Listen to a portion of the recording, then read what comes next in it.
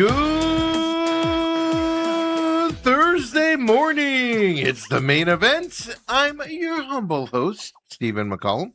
And of course, folks, you know him. He's not just a great guy, but he's a 17-year NFL veteran, 3-year show veteran of this program. Three? Has it been three or four? It's been a long time. Really? Feels like it. Time flies when you're not with that other host you used to have on there. 3-time Super Bowl champion for your Dallas Cowboys. Folks, Dale Hellestrae's here, and he's getting more and more excited. SummerSlam's coming up this weekend, Saturday and Sunday. He can't wait. Dale Hellestrae, everybody. I have to tell you, Steve, I was watching a little ESPN last night, basking in my Arizona Diamondbacks moving into second place in the wild card standings. Dominated effort yesterday, and they had a SummerSlam promo. Well, you have to because it's on ESPN and Unlimited or whatever. Instead of changing the channel, which I would usually do, I decided to watch it. Yeah. Wasted 2 minutes of my life as they went through some guy who puts hexes on wrestlers. Oh my! Yeah, curses them. Yeah. Oh my God! It's the newest rage of WWE. It's fantastic. He's actually pretty funny. He Curse looked like the biggest idiot. Oh, he has the white face guy, right? Yeah. All made up. Danhausen. Yeah. And please. It's amazing, Dale. It's please. Fun. If you're going to sit there and first, is it pay? He probably makes millions of dollars. No, but is SummerSlam a pay-per-view thing? It's on ESPN Unlimited, so you got to have that to pay for it. Yeah. Are you kidding me? Well, I mean, that's no different than a mascot that every NFL team has. Is he not a wrestler? He wrestles too, yeah. So he's a player. It would be like you know. It's cockamamie. Whatever. That's your judging. Did you watch it at all? Did you? Yeah, I watched and listened. I said, "This is so stupid." He's putting curses on other wrestlers. And then they come true, and it's like, yeah. Hold on. You're grown people sit down and watch. Have you not seen Major League? Baseball is the most superstitious thing on the planet. You don't see Major League where he's like, his bat and everything. It happens in sports too, Dale. Some football players, I wear the same socks every game. I put on my left shoe first every day before I go to practice. Everybody does this. What's the difference? Besides, you have a little bit more fun watching WWE. And it's fake, and it's fake. It's not any more fake than the made-up NFL. They made up NBA. made up Major League Baseball. It's not any more fake than that. I all saw scripted, that. Dale. And I was like, I was looking for the channel changer 30 seconds into going, this has got to be the stupidest thing. But you got to watch the wrestling matches, though. That's just a promo. And but that's how they sell it. It's like movie that showing us the best scenes in a trailer. Well, that's the thing. I've seen some movie trailers where I'm like, I ain't watching that. And then I see the movie, and I'm like, oh, that was a great movie. Same thing here. That promo that entailed to other people, but it didn't entail to you. It doesn't mean you throw it out with the baby out with the bathwater. You know? Sometimes you have to, Steve. Yeah, whatever. I'm sending you other clips today. I'm sending you clips of Roman Reigns and Seth Rollins battling it out there, and you're gonna see that nonsense happening. You're gonna get all into this. You're gonna spend 3 hours on Saturday and 3 hours on Sunday watching that nonsense. 6 hour pregame. Post game, have the finest meats and cheeses laid out across my island in my room. In your room? In my kitchen. In my bedroom. Yeah. Finest meats and cheeses. We'll be all dressed up, wearing my outfits. I saw that and I was getting ready to go to bed, and I'm like, I can't get that out of my mind. It's not any different than any other sport you watch. You do you. Not any different than any other 6 other people. Than any other 6 other people. It's gonna have record ratings. What are you talking about? It's in Indianapolis or Minneapolis. Minneapolis. I said Indianapolis the other day. It's Minneapolis, though. Yeah. You act like nobody watches this stuff. Yeah. Ethan says Downhausen also curses teams in the NBA, the hockey playoffs, and cursed Stephen A. Smith on live TV. He did. Yep. And then he also said he's the most funny character. I agree. It's just That's comedy. as good as it gets. Well, normally you don't watch this for comedy. Oh my goodness. Watch for giant men and tiny ladies battling it out and stuff like that. Do you right? think he can put a curse on Marvin Harrison to catch footballs? I don't think it works that way. Yeah, Throw it up, Ethan. I don't think it works that way, You Dale. don't? No, yeah. There you go. I mean, how do you not get involved in this? Where else do you see something as fantastic as this? My goodness. He's evil. Can he wrestle? We'll find out. Oh, you haven't seen him wrestle before? He wrestled in was it AEW before he came over to WWE and stuff like that. It does a little bit, but this is a big match for him. We'll see. Dude, it's gonna be I have a feeling it's gonna be one of those. He's gonna go out there to wrestle, and then he's gonna do some stuff, and everybody's gonna laugh because it's gonna be funny, and then it's gonna kind of be like a silly type thing. I think is what's gonna happen. Like the rest of it. No, it gets serious. It gets serious, and when Brock Lesnar doesn't, there's no laughing from Brock Lesnar in that ring. And the boy he's going up against, man, there's no laughing from that dude either. Just two giants in the ring, Dale. You're welcome to come over. Yeah. I'll give you my address. I don't think I'd walk next door to watch it. I'll send a car. I'll send Ethan to pick you up in my car. Ooh. Papa Mike says, woo, woo. I come in and Steven's yelling already. Dale, what'd you do? Insulting my SummerSlam this weekend is what he's doing, Papa Mike. Not allowed. It's going to be better than the Hall of Fame game that we're going to be watching next Thursday. I'll tell you that much. Can't argue there. Thank you. We found something that Dale thinks is Right. worse. Except for than you're where we're telling at. me that the SummerSlam was like the big thing for wrestling this year. No. It's the big thing for the summer. WrestleMania and Royal Rumble are way bigger. So they do those every year? Yeah, it's a staple. It's like the majors in golf. Exactly like the majors in It golf. is. Yeah. It's the big thing. It's what you want to be in, man. You want to build up to it. Scotty You don't- Scheffler comes You don't out. become a wrestler unless you're wrestling in these events, and your dream is to wrestle in the main event of these events. And so Scotty Scheffler comes out and puts hexes on Rory McIlroy and Well, it depends on what his character is. Depends on what his character is. oh my goodness. Robert says that Dalehausen will be busy watching Hallmark movies this weekend. Oh goodness. Dalehausen. That's what we're going to start calling Dale now. I'm going to write that down. Dalehausen. I watched that and said, "Oh my gosh, this is so stupid." But anyway, Yeah, no, I digress. It's hilarious. You know what wasn't stupid yesterday, Steve? You know what wasn't stupid yesterday? No, because the Shanahan updates gotten stupid again. They're in the 49ers. I'm not seeing that. Oh yeah, no, I got it for you. I don't. Dale. They're hiding something. Something's hidden. Really? I'm sorry. It just we'll talk about that in just a minute here. But Cardinals, Beck's looking good. All he had to do was put on pads, and all of a sudden he's hitting receivers downfield yesterday. Couldn't find a 5-yard pass he didn't like before in training camp, and now all of a sudden he puts pads on and he's hurling the ball down the field. Marvin Harrison, a couple more drops yesterday. My favorite is he'll make a catch, and then people will be like, "Why does this not make people's anti-films?" Because he's supposed to do that. I'm hoping the best for the guy. I'm hoping we need Marvin Harrison. People think I hate him. No, I want him to catch the ball. That's why I'm frustrated with it. Right. He's supposed to catch them, and he doesn't, and it frustrates the heck out of you. Like, people think I hate Torey Lovello, and I keep telling people, I think Torey Lovello is a good manager. He gets fired from the Diamondbacks here in September. He'll have another job next year if he wants one. He will. He's that good of a manager. Now he's got his flaws and stuff like that. I don't put it all on him. Doesn't mean I hate him. It's just I see the deficiencies of what they do. and you expect better from him. You want better from him. That's a good thing that people are upset Marvin Harrison Jr. doesn't catch passes.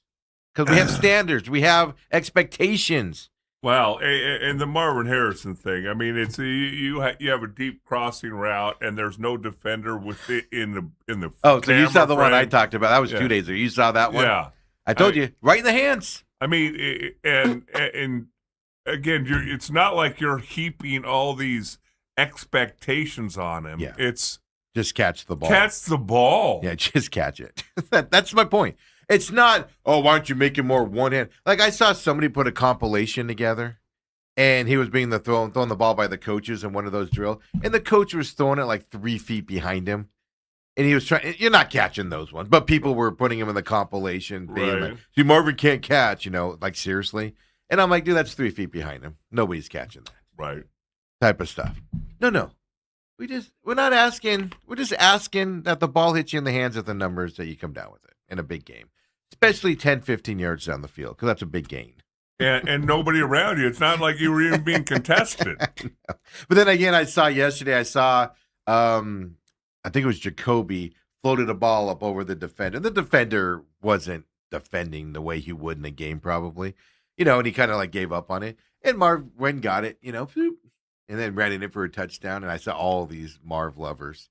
Why aren't we talking about this catch? And blah, blah. And I'm like, that's what he's supposed to do.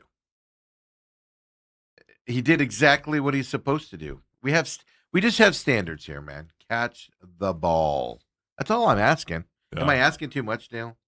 No. And I'll be the first one. If it's behind him 2 feet, he should catch it, but it's a hard catch. I get it. Not everybody's going to catch those 100% of the time. Well, it all depends, again, on the situation. Is it man-to-man coverage? Is somebody's hovered all over you and you're trying to twist your body? And make a couple of those catches, but not every one. You're not going to make everyone like that. No. But when they're right in the numbers, nobody around you. I mean, you saw that crossing route one. Then I'm pretty sure that was 2 days ago because I talked about it yesterday. But even yesterday, he had one. He had two yesterday. Dale, we need him to catch. That's all I can say on that. We need him to catch really quick because you take off early today to go over and do your hit over there with Holmberg and the boys and over there at KUPD and everything. And I want to talk D-backs with you. But, yeah, the Shanahan update. Yeah, what? I did not see this. So there's a guy on X who used to cover a lot of stuff and kind of like an investigative journalist is what I would call him now. He's all over the Rossini Vrabel story, and he's like investigating it and finding out new stuff and all of that stuff. But he does a really good job. Whatever you think about him, he's investigating it at least. And, he puts facts out there and things he's found out. Sometimes his opinions, you can take or hit them, and stuff like that. I'll just tell you that right now as we're talking about it. So he's looking into this Vrabel. He's looking into the Shanahan thing. Yeah. By the way, he used to cover the 49ers as well. So, he's into those circles, and a lot of people that follow him and everything are Niners fans, right? His name's Tony Farmer. We'll give him the plug here. Follow him on X if you're into this type of investigating stuff out there. He does his own podcast, stuff like that now. But he comes out and he's looking into the Shanahan story. And he publishes last night. Palo Alto police just informed me they will not be releasing body cam footage, the 911 call, or the accident report. Well, why would you not? Which means now you got to go to court, so somebody's got to file a report go to court, argue it in front of a judge, and see if they'll release it. But why are you hiding this stuff? Yeah, that's very interesting. I can almost understand the body cam if it's a gruesome wreck, which Shanahan, it was a bad wreck. Let's just leave it at that, right? He's acknowledged it was a bad wreck and things like that. I can understand body cam maybe holding back to protect the 21-year-old girl and stuff to that effect. You got to blur it, whatever. Right. But why not the 911 call and the accident report? What's happening? All that does is open up more questions. That's my point. Just release it. Yeah. Shanahan's already talked about it. And I don't think Shanahan's lying. Because why would he come out and be like, actually, it's all my fault? phone fell between the thing. I almost killed both of us, whatever he said. Wouldn't that be something if it comes out he's lying about that? And they want to keep him from being seen as a liar for admitting to it. Nobody thinks that's going to happen. The only thing that jumps into my mind is like, okay, is there more to it? Like, was there drinking involved? Was there something? That's what pops in your mind Right. when you're not going to release publicly information. Right. And you're going to make people go to court and find it. One thing I'm spending today doing, I'll tell you right now, ABC 15 finally they filed a lawsuit in 2024 for the Gilbert Goon stuff with the police body footage and interviews and stuff like that before the public pressure got so big that they actually had to get off their butts as police department and go find these kids and arrest them. ABC 15 finally got that in. But that was 2024 when they filed that lawsuit to get that information. And they just got it yesterday. Mm-hmm. So I'm going to be spending some time in my day today going through watching those body cams and things to that effect to see how bad Gilbert was or how they did overlook it and it wasn't their fault. Like, I'm interested in seeing how this goes because I think Gilbert just turned their blind eye to it. But that's a whole nother subject then. Right. But my point is here, they hid it for 2.5 years, which tells you Gilbert was hiding it for a reason. They know they didn't do their job and they were hiding it. Right. And that's why they're keeping it away. So that's what we got to find out. I don't get why we're not just releasing it and making it public now. And so it's fascinating. According to Tony Farmer, at least, they say they are not releasing the body cam footage, 911 call, the accident report. 2 basic things that get put out there. And they said there were no citations given? No citations given. Here's issue number 2. You cross double yellow lines and run into another car. You're not allowed to cross double yellow lines. No, that's a citation. That's a simple citation. I was driving, I think I was doing a trip to Kansas City one time, and I was driving through Salt River, and I was eating M&Ms. There's nobody else on the road, Dale, but you know how it curves and goes up and down.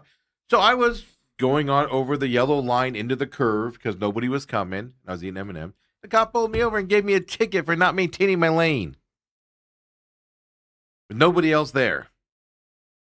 And I was like, I'm eating M&Ms, dude. He probably thought I was drinking or whatever and stuff like that. So I know there's a law that says maintaining your lane. Right. And now on top of you cause an accident and you come out publicly and say it's my fault. You get in a car accident, folks, you get a citation for running in the back of somebody, not failure to maintain your car, things to that effect. Right. I think we have a cover up here. And I'm not saying the cover up is Shanahan. That maybe he was doing something. I'm not saying that. Something's in this that they're trying to keep out of the public eye. Right. And again, doesn't anybody in their offices go, well, if we make a big deal out of this, then everybody else is going to make a big deal out of it. Yeah, I saw that. And I'm just like, I went right back to you. I was all willing to let it go and just be like, was it just a terrible accident? Right. And now I'm like, all right, what are you hiding? Why not? Well, why are we doing this? Tony Romo's DUI thing, which that's a whole nother subject there. Tony Romo's thing's out. They didn't hide it. Nobody hid that one. Now, again, I'm with you. If there was blood and guts and gore and whatever. I mean, you can blur it, but I understand maybe holding that back and making them sue you for that. But the police report should be, boom, out there. 911 call. Somebody calling in, probably screaming. Yeah. Somebody calling in on a 911 report to report it so police can respond. That's basic stuff. That gets released without even thinking about it. Right. At that point and stuff. So I don't know. It's interesting. It's interesting what they're doing. So that's the Shanahan update there, Dale. And I'm back on my what are we hiding? What are we hiding here? And why? Here's the other side. So you're going to go to court. It takes time for the court to go through. Let's say they win it. And I'm not saying it's going to move this fast, but just imagine this. 49ers are getting ready for a playoff game. End of this year. All of a sudden, a judge says this has to be released. And then it gets released. And let's say it's not good. Something is being covered up or hidden and stuff. Right. So then you're going into an end of the season game or a playoff game, an important game with that distraction in front of you. At that time, I don't get it, man. I don't get what's happening. Get it out there.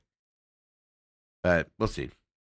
Hey, Baker Mayfield feels disrespected Ooh. by his Buccaneers extension. He's Oh. using those terms, folks. Ooh. Baker Mayfield, Arizona Cardinals. Let's go. Oh, no.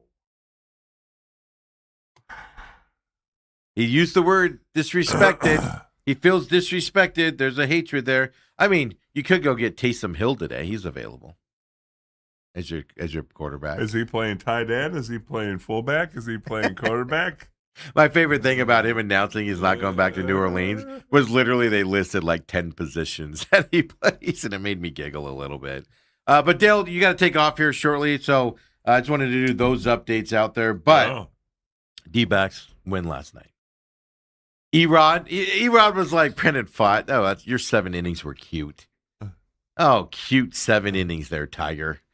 He goes out there and does 8 innings yesterday. Just dominant performance by Erod yesterday. Gave the bullpen, which they have an off day today, so he gave the bullpen, a much-needed break going into a day off today as well. Just extra time to do that as well. Fantastic from him. That's the story of the game. They win 3-0 as well. That's the story of the game. But then while you're watching the game, right, Rodriguez gets done, 8 innings, finishes up. Who you bringing in a closing situation here? Yeah. With 3 up, 3 down. Don't tell me if you were at work not paying it, you were wondering what that was. We had it on here. I recorded a pit stop yesterday, and I was like, "Who's coming in the 9th?" As soon as we get done recording, brings in Brandon Garcia, which tells you right there, Seawald's out of the closer role. Then afterwards, Torey Lovello said he's going to use Seawald. Like I said, use him in lower leverage situations and let him get his confidence back.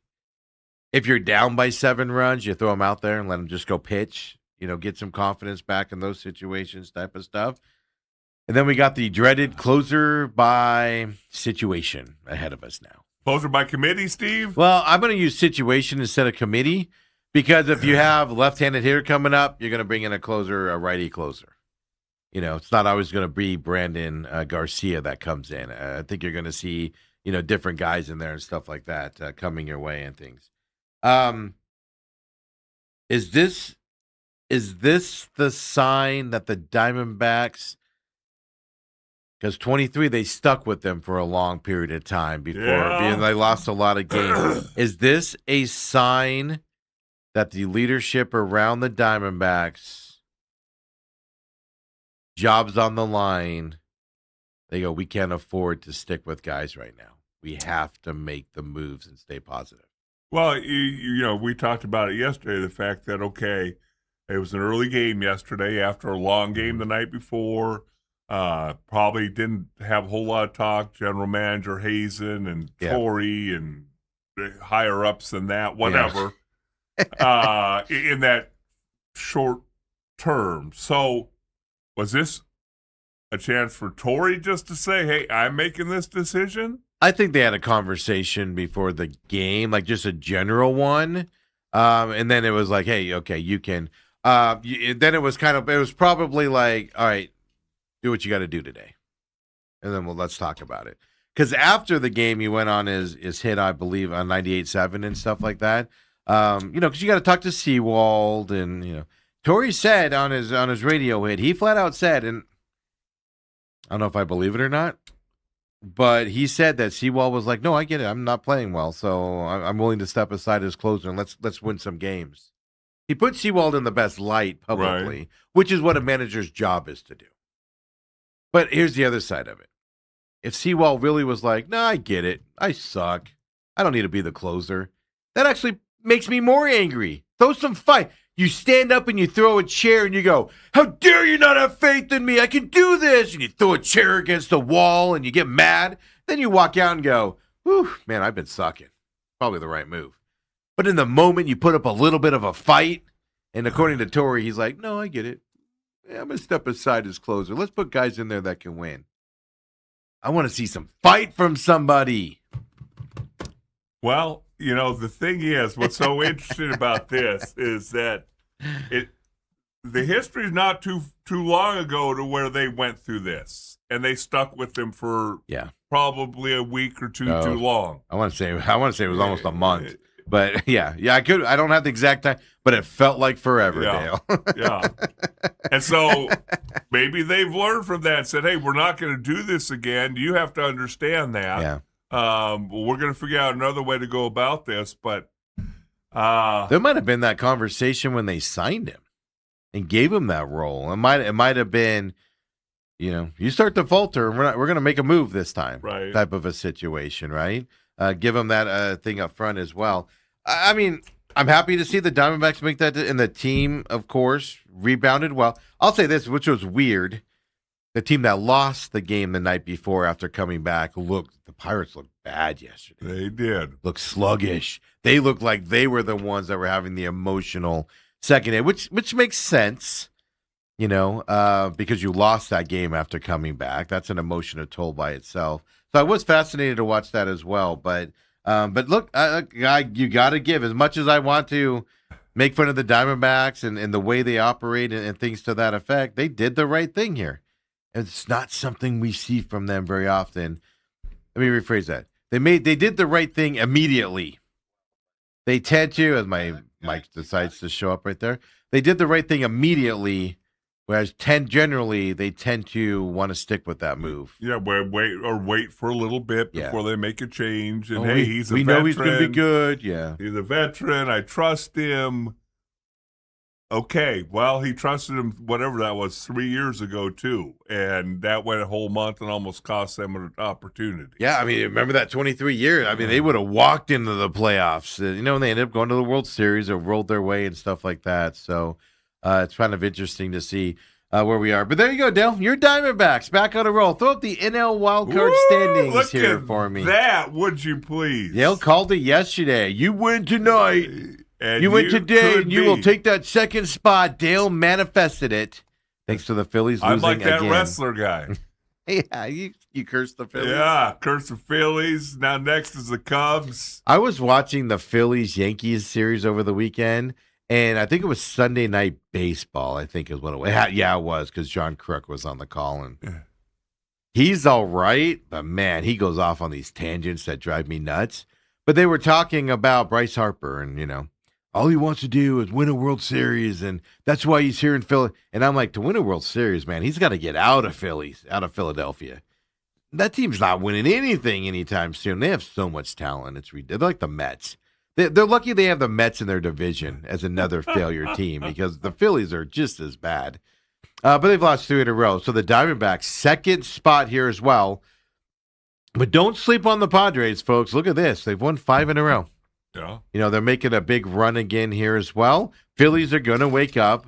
Now, the thing is I think what we're going to see here as the season goes on, I think you're going to see the Pirates, Marlins, Nationals, Cardinals fade as the season goes on. Not terribly fade, but they'll be around 500 or just around 500 or maybe a little bit below it, maybe a couple games above it, coming up for the rest of the season. So you have the Phillies and Padres.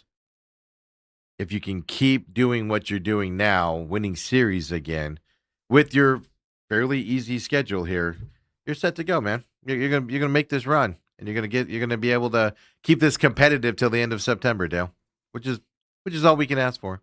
That is all we can ask for, because then it'll move us right into this good looking football season. And then right into the basketball season. For the over 5 for the Cardinals that I put $10 on the other day, last week. There you go. Over 3.5, I mean, not over 5. I think they're going to get 5, but over 3.5 is what I put it down on. How could anybody ever take the under on 3? Well, that's the problem. That's the problem. You can't. And I dare say, I hate to say things like this, but I firmly believe this, whether it's right or it's wrong. It's hard to only win 1 or 2 games in the NFL. Like, it's hard. It's almost like you got to be trying. That's what I'm getting at. And I don't think with the new head coach, with the talent on this team, I don't think this team is going to quit, at least first half of the season. So you might pop up and surprise somebody here or there. I don't know. That's what I'm betting on. Cowboys, Giants, Jets. Right there, you're a 3. I'm trying to figure out the NFC. I'm going through all my stuff. I'm trying to figure out the NFC East. Eagles, obviously. But after the Eagles, man, Washington's tons of new offensive, defensive coordinator, quarterback. Is how healthy is he? The rest of the team there. Cowboys. Who Flip knows? a coin on them. Right. Same thing as every year. They're either going to be really good and surprise everybody, or they're going to be right where you think they are, mediocre as usual from that side. Giants. Just because they got Harbaugh, they're all of a sudden going to become good. Yeah. It's basically the same team. They'll get Neighbors back at some point, but they're basically the same team. Does the head coach make them a playoff contender? I don't think so. But is it possible? I guess so. Harbaugh, you guys watch Harbaugh at the end there in the Ravens the last 7 years? Saying. So I'm trying to figure out the NFC East, man. This is the most confusing one on the planet. So you'll get to talk to Lou. I have seen him on Twitter be very vocal about these people who are taking overs and unders and all well, that. he says don't take overs this time of year, Right. take unders. Right. Yeah. Now the Ravens have a really easy schedule, but I agree with him. I think they're not. They're going to win. They're going to win under 11.5, even though they have a favorable schedule. But I think that again has to do with new coaching staff, all of that stuff. You'll have some faltered games in there, like the Seahawks. New offensive. I think the offensive coordinator for the Seahawks is a big deal. That offense is going to run different this year. It's going to be fascinating to watch. But the NFC East is the one that I'm sitting here going, I don't flip a coin. Throw it up in the air and see what happens. Fun times. Dale, get out of here. Go see your boys over there. I will do that. Would you like me to tell them anything? Well, I'll see them later on today, from what I understand. Okay. Are you guys not coming in for that later on? Oh, I will. We were planning on it as of Tuesday. So. Well, that's the thing. What big thing does John have that he has to cancel again? John has found his Bronco. Is he not? Is it not in the repair? I haven't listened in a while. Yeah. See if it gets in the shop there. Well, tell him hello, of course. Tell him I'll be on the show next time. Hello, Dobson. Yeah, tell him I wasn't able to make it today. I'll be there next time. Uncle Lou's coming up top of the hour, folks. Come back and join me. Until then, the main event.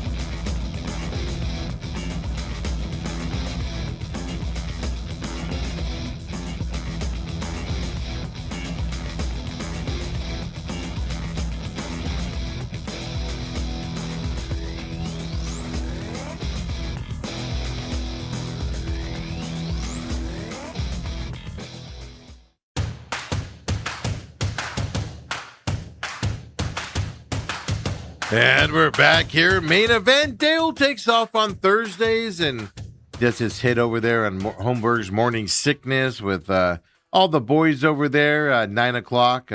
He goes over there and has some fun, of course. And then, of course, Lou comes in here top of the hour. Well, see what he's got, updates or any comments on NFL talk out there. Then, of course, the UFC action last week.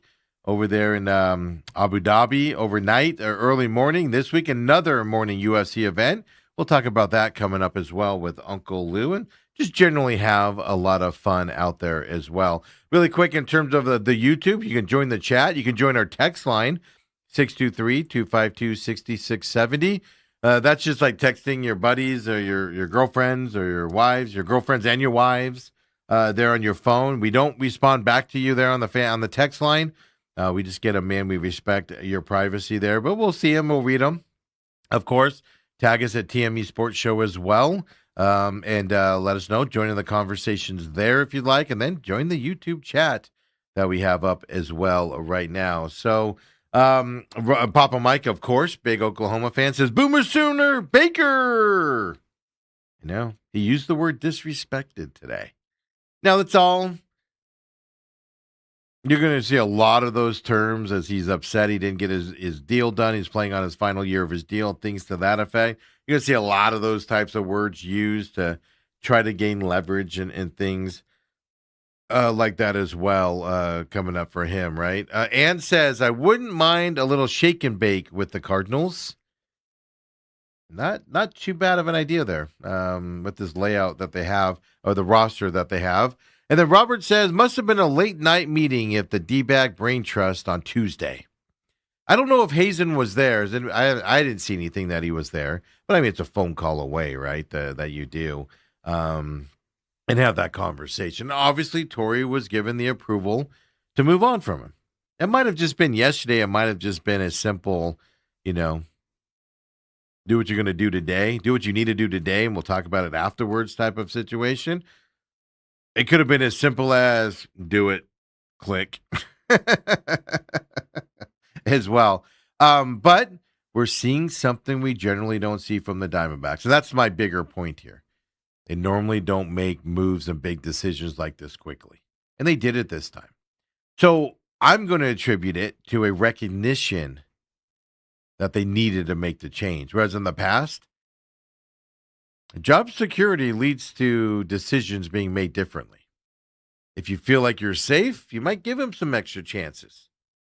If you think your job's on the line, you might be like, we need to make this change now. And we need to protect these guys and protect me, from what I love to do here as well. And two things came in, which is interesting. Basically at the same time, Ethan came in and said, have Zach as a closer, meaning Zach Gallen.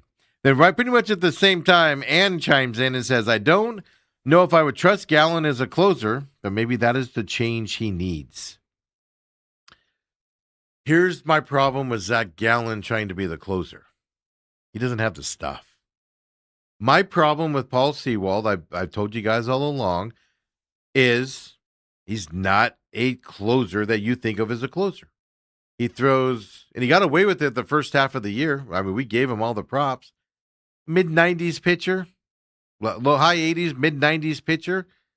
Location's more of his stuff. That worries me. What's Zach Gallen's problem when he comes into a game? First inning, he gives up 3 runs. He might settle down after that, but he comes in the game. No. Your closer needs to come in the ninth and shut it down immediately. And I don't think Gallen has the mentality to be a closer. You have to have a mean son of a gun attitude to walk in there and take over that game like that. You got to have that level of a confidence. And I don't think Zach Gallen's got it. He doesn't have the personality to do it as well. Now, for what you're saying here, right? If it's well, you got to keep in mind also Zach Gallen and his agent have a say on this too, right? But you need bullpen arms. Who are you taking out of this starting lineup right now to put him back into that lineup? Yeah, the young guys, right? But you have Sirocco coming back that's going to get a spot there. So you kind of have to watch that going into it. But in terms of trying it, I wouldn't be opposed to putting him out there. My biggest problem with it is Zach Gallen gives up a lot of runs early in the game. So you don't need your ninth inning guy going out there, your closer going out there and then giving up the 3 runs right off the bat going into it. But something you try, sure. I don't think he has a mentality to do it, me personally. It's not a knock on him. Closers have to have different mentalities. You ever seen a closer on the mound? They're just a commanding presence. Even Sewald, when things were going well for him earlier this year, he just confidence oozing out of him. Does Zach Gallen on the mound look like there's confidence oozing out of him? Yeah. Ethan says at least try it for a game and see what happens to him. Well, that's what I'm getting at. I'm not opposed to trying it. If there's a game where you need a righty pitcher out there for whatever reason to close out the game, You need to get him some game action. Yeah, throw him out there. See what happens. Have a big enough lead to protect yourself, but see what happens out there as well, right? Things. But, I always say, try something new, right? Change the way you drive to work. Change the M&Ms on the secretary's desk. Put your right sock on first and then your left sock. I always say, try something new. That is thinking outside the box and see what happens. Papa Mike says, I left a few comments on the business show this morning. If you have time, check them out. Well, of course, Papa Mike. I'll go back and check that out as well there. Did you guys see, by the way, I did that on the business show today. Did you see LeBron James when he announced he was going to the 76ers? I did this story on the business show today. He blew away Shohei Ohtani's sales after he went to the Dodgers. What was that, 2023? I think is when he went to the Dodgers, if I remember right. 2024, something like that. LeBron James's jersey of the 76ers is flying off the shelves. It is fascinating to see as well. Robert says closers need the mentality of a cornerback. Don't carry over things to the next batter or play.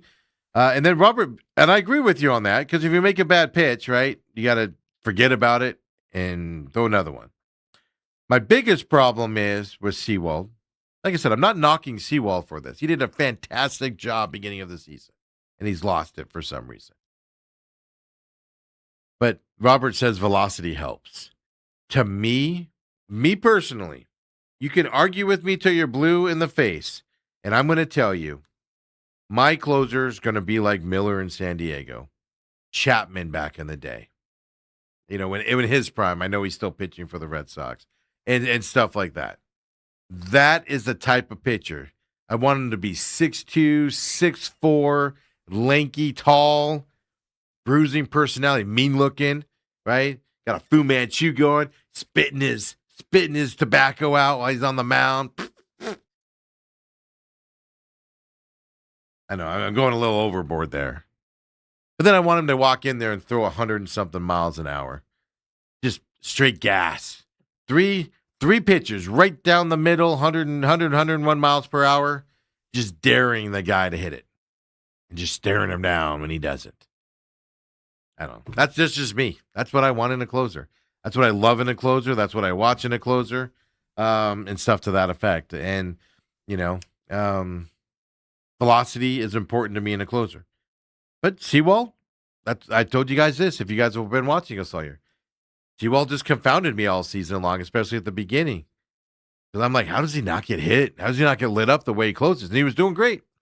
Then things changed, though, So it's kind of fun to watch that as well out there. On the YouTube chat, Robert said closers. Oh, I already read that one.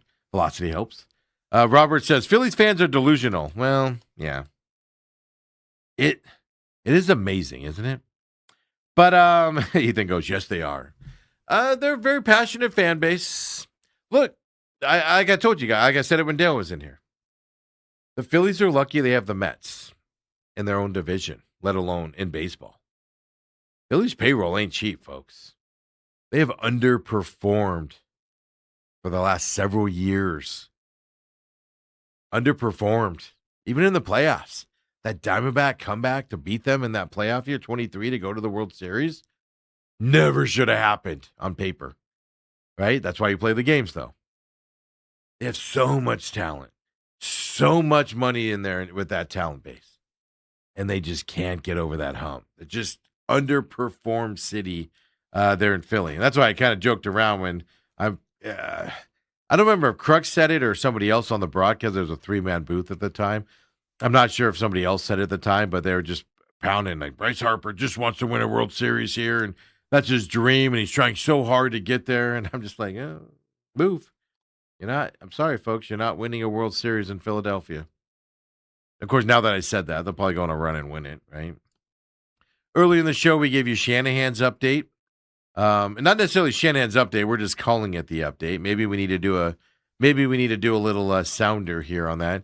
Shanahan update. But here's the other thing I wanted to talk about. I told you LeBron James jerseys. I did it on the business show today. McCollum on Business on Demand now on YouTube and on Rumble as well. Of course, catch it live at 7 a.m. Monday through Friday. Don't forget, we'll be here tomorrow, folks. We've started our 5-day a week, the normal work schedule here after our We took a little bit of a summer break on Fridays here for the last month, a month and a half or so. But LeBron James jersey sold through the roof. When I saw this announcement here, my first thought was, who's going to watch this? Who's going to watch it? But then I read the story about the jersey sales and how record jersey sales in 24 hours after he made his announcement he's going to Philadelphia, record sales of his Philadelphia 76ers jersey. The 76ers jersey sold faster and higher quantity than it did when he went to the Lakers and signed with the Lakers. Right? LeBron James and ESPN are closing in on an agreement for a behind-the-scenes documentary series that will be similar to Michael Jordan's The Last Dance. So it's going to be a behind-the-scenes documentary on LeBron James's final seasons, right, here in Philadelphia. It's expected to use footage from his entire career, including some of the never-before-seen footage. It's expected that LeBron will also have a camera crew documenting his time with the 76ers this season. I mean, do it. It's what LeBron's always wanted to have done for him. But to compare it to The Last Dance with Michael Jordan, that's where it kind of turns me off a little. My problem with LeBron James and this style of a format is we don't know who the real LeBron James is, meaning the public. He's got friends. Rich Paul, obviously his agent, and that agency knows him pretty well, knows the real him. Publicly, though, we don't know the real LeBron. To me, he's one of those guys that's just fake in the public. That's not the real him. So my initial thought on this documentary is, oh my God, he's always going to be quote unquote on while the cameras are on him. He's always going to be like, he's going to be looking to do, after a game and the 76ers lose, he's going to stand up in that locker room and give a speech, a win one for the Gipper type speech when you normally wouldn't do it, right? He's going to be sitting in his locker with the book. Maybe the book will be right side up this time. Maybe the book won't be in chapter 1 when he opens it up and pretends like he's reading it. It's just going to be performative action. With The Last Dance and Michael Jordan, you saw the real Michael Jordan, the competitive, the laughing at his teammates, and his competitors out there and things. You saw the real Michael Jordan. I believe that's the real Michael Jordan. I think this is just going to give us the fake LeBron James, the public LeBron James, where, he's going to walk around with glasses on now to look smarter, right? He's going to go up to his teammates, and instead of talking basketball, he's going to talk about, the politics of the day and how he thinks he would solve the Middle East turmoil happening right now. Stuff that doesn't happen in real life. I think that's what we're going to get with that documentary coming up. But then again, I go back to, I just saw how much jersey sales for the 76ers they sold in the first 24 and 48 hours. Outsold his amount of jerseys he sold when he went to the Lakers. To the 76ers.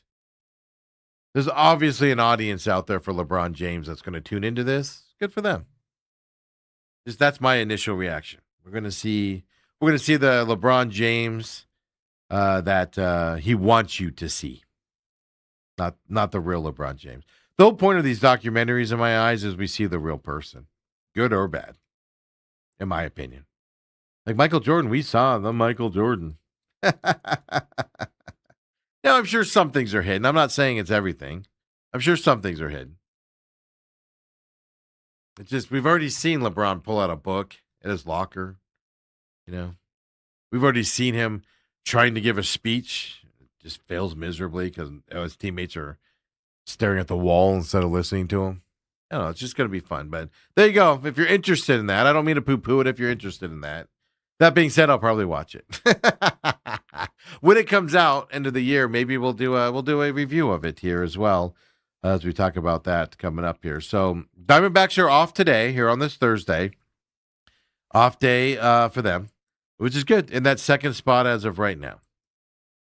Then they go at Cleveland. starting tomorrow for 3 at Cleveland to end the month of July. Cleveland's a beatable team. Now, they are in the playoff situation. I'm looking it up right now. I believe they're in the 3rd spot in the AL. Let me look it up here. They are. They're 1 game ahead of the Astros right now. Astros are making a run, by the way, into this playoff. They won 3 in a row. I know. It was all over SportsCenter last night when I was paying attention to that. Astros are 8-2 in their last 10, so they're making a run up here. But Cleveland Guardians are in that last place spot in the AL. A game above the Astros, game and a half above the Twins on the outside looking in, 2.5 ahead of the Seahawks. I'm sorry, the Seahawks, the Mariners. Wrong Seattle team. So there we go. Guardians, another team that's in the playoff hunt. That, 56 and 54. You just lost 2 out of 3 to the Nationals. Won 2 out of 3 against the Pirates. Equal teams to you. Now you got the Guardians, another equal team to you that you have to go out there and get it done. So off day today for the Diamondbacks, coming up later on today. Now in terms of the Cardinals training camp, look, we're last couple of days are the padded days out there, full pads. I'm not kidding you. I was joking around earlier that Carson Beck just had to get some pads on him, and all of a sudden he could start throwing downfield. I made that joke, but it's true what happened. He was a very dink and dunk guy early in camp. Yesterday, all of a sudden, he starts launching them a little bit farther downfield, right? The running game, you can single out Love and the way he looks here early in the early in camp. Looks good. How's that? The running back game for the Cardinals is going to be good. They're going to have a solid core of running backs, barring they stay healthy all season, whatever the combination is. Does Trey Benson stay on this team? Is he the last man out? Somebody else the last man out? But they're going to have a solid running back squad out there. Wilson looks good. Trey, of course, looks good. Right? Some of the other receivers that are in camp here are looking good so far. We talked about Marv earlier. And, I hope he can figure it out. He needs to figure it out. I hope he does. But my bigger point on that is just simply it could be worse, right? What you don't want to see early in camp is your team just sucking, throwing a ton of interceptions, running game not doing anything, passing game. So they're on the pace of where you want them to look early in camp. Does it mean anything? No. Absolutely not. It means nothing. Is the Hall of Fame game next Thursday mean anything? No, it means absolutely nothing. But you can watch it. Now, keep in mind, NFL training camps are soft. Dale talks about it all the time. They do their weigh-ins, they do their card conditioning, and boom, they're in pads hitting back when he played. Not happening here. But like I said, kind of like the NBA Summer League. You don't want to see guys out there just flailing and being terrible. That's not a good sign. At least so far, we're seeing with the Cardinals competency and progress. We'll put it that way. We'll call it progress moving forward. And LaFleur's been speaking a lot, and I've been watching all of his press conferences and kind of taking it in. They put review boards up in the stadium, so now they're putting him in their Tempe facility as well, so they can review stuff right away. Basically you finish a play, and you can turn around, and it'll be replayed up there, and you can coach in the moment. Pretty fantastic what they're doing with that type of stuff out there and things like that. I like LaFleur so far. He even came out and said, look, I'm going to make bad play calls. Carson Beck, he specifically named Carson Beck, he needs to learn what to do and how to handle my bad play calls. Not every play caller is 100% correct and does a great job out there. So LaFleur seems to have this awareness we haven't seen a lot from coaches so far here with the Cardinals. Gannon especially. He has an awareness so far, at least the way he talks. Now, could it be dangerous where it moves into telling us too much? Possibly. But as of right now, I don't think so. I like LaFleur as the coach so far.